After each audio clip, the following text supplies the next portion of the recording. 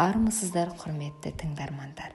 Мен Қазақ ұлттық қыздар педагогикалық университетінің қазақ филологиясы және әлем тілдері факультетінің 3-ші курс 303-ші топ студенті Шағырбай Назым Бақытжанқызы. Гаухар Төремұратқызы басқарған бұл шаңырақ менің айналаны танып білуіме көп мүмкіндік сыйлады. Арман қуып Алматыға алғаш келгенімде эдвайзеріміз Ләззат Махайқызы өзінің тәтті сөздерімен демеп, одан әрі нық қадам басуыма себепкер болды. Ауыл, қала, аудан, жан-жақтан жиналған қыздар ортасында өзіңді еркін ұстау басында оңайға соқпады.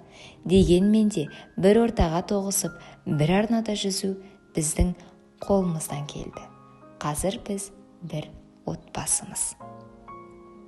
Әкедей қамқор, анадай аялай білген қасиетті ұстаздарымызға еркелеп, 3 жыл өткенінде байқамаппыз.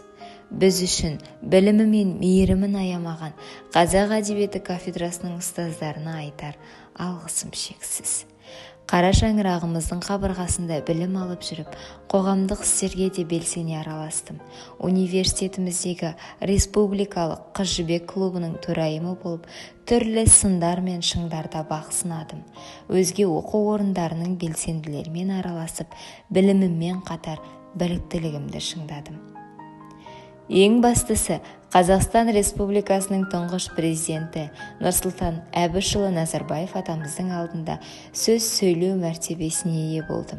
Бұл мен үшін үлкен жеңіс, үлкен мәртебе.